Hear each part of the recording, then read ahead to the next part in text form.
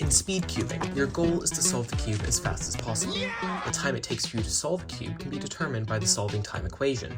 That is, the solving time equals the move count divided by the turns per second, or TPS. So to solve the cube faster, you either want to decrease your move count or increase your TPS. These two factors are largely controlled by what method you use, with some methods having a very high TPS potential but also having a very high move count, and others being much more efficient but not having as high of a potential TPS.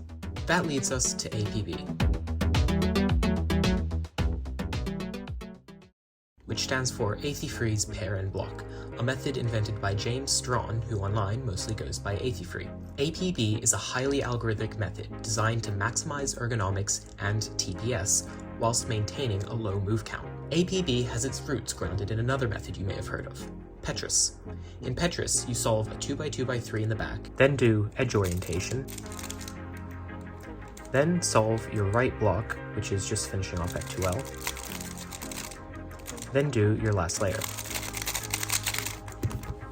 APB is very similar, with a few key differences. The main steps are to solve a 2x2x3 on the left, create a pair, do EO pair, do Lexus, then solve the last layer.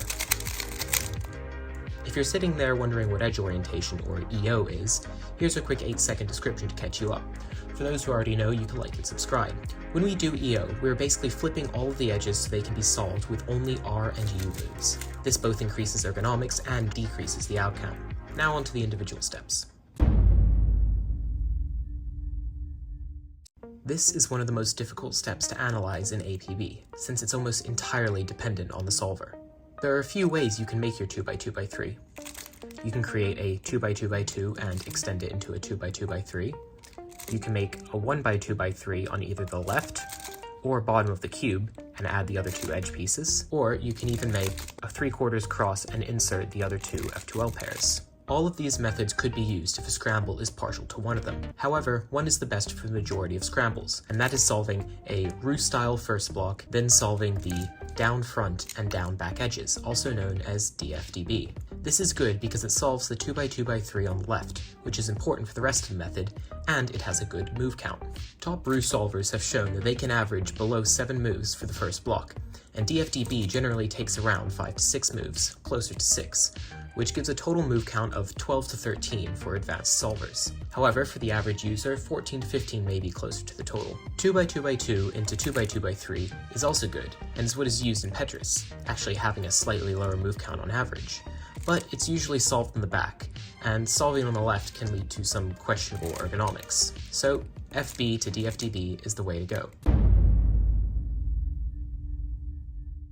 This step is a short one, and is really just setting up for what comes next. All you do is pair up the pieces that belong in the back right slot. This usually takes only around 4 moves on average, and is completely intuitive. EO pair is the first main differentiator from Petrus. This step consists of algorithms that will insert your created pair while simultaneously doing edge orientation. In the most advanced version of this, there are 128 algs.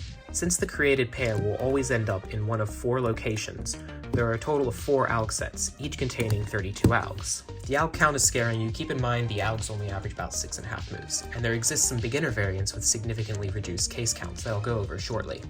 For EO recognition, you only need to check the orientation of 5 edges, which is the same number of edges as in roux-LSE and some other methods. As long as you track the position and orientation of the FR edge while creating the pair in step 2, you will have immediate EO recognition in this step, since you will only be checking for U and D colored stickers on the top and right sides of the cube. To be honest, EO pair is probably the single hardest step of this method. These algs only average about 6.5 moves, 6.71 to be exact, but are some of the hardest to learn due to the difficult recognition and unintuitive solving. Furthermore, cubers without a robust finger trick repertoire will struggle to find the best ways to execute many of the best algorithms.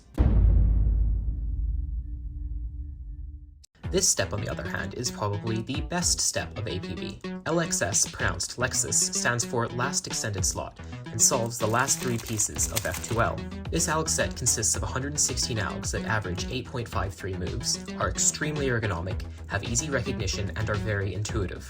When APB first started gaining popularity, I learned Lexus in 3 days because the algs were just that good. This is the signature alg set of APB for a reason. Finally, we have ZBLL. Since all the edges are oriented, we can do ZBLL to solve the last layer in one algorithm.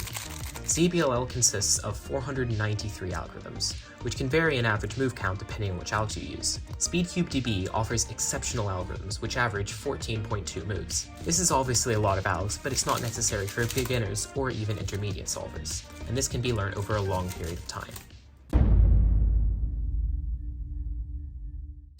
So, when we add that all up, we have 12 to 15 moves for the 2x2x3, depending on the user's skill level, 4 for pair creation, 6.71 for EO pair, 8.53 for LXS, plus 0.75 for AUF, and 14.2 moves for ZBLL, plus 1.5 moves for both pre- and post-AUF, which gives an approximate total of 47.7 to 50.7 moves, where more advanced solvers will generally be around 48 moves.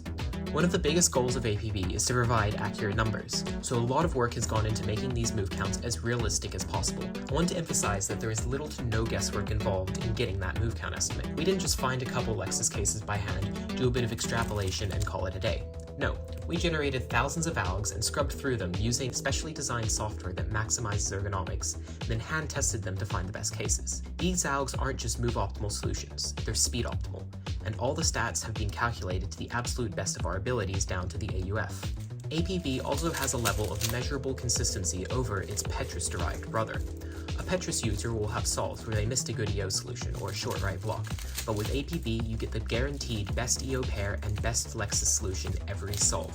This guaranteed best solution is possible because of the highly algorithmic nature of the method, and is how we are able to optimize the ergonomics to maximize TPS. All this, along with a relatively low move count of 48, leads to a very high potential for the method. Of course, highly algorithmic should not be taken lightly, as the total alg count for the method is around 737.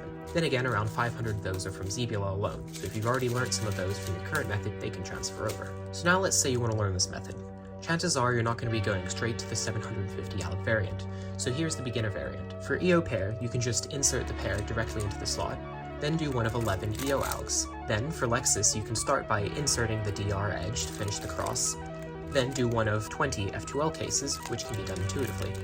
And finally, for the last layer, you can do OLL, which is 7 algs, and PLL, which is 21 algs, which saves you about 465 algs over doing ZBLL. That means you only have to learn between 40 and 60 algs, depending on if you do F2L intuitively or not. And if you're coming from CFOP, you probably already know OLL, PLL, and F2L, so you only have to learn the 11 new algs for EO. So, where do you start? I'll leave links to the alg sheets in the description, as well as a link to join the APB Discord server, where you can find more resources. I'll also be in the server, so if you have any questions about the method, you can ask me, APFree, or one of the many other knowledgeable members on the server. Unfortunately, I can probably count the number of APB videos on YouTube on one hand, so you're probably out of luck for video tutorials. But if this video gets enough support, I'll make and upload my own tutorial for it, so let me know if you want that.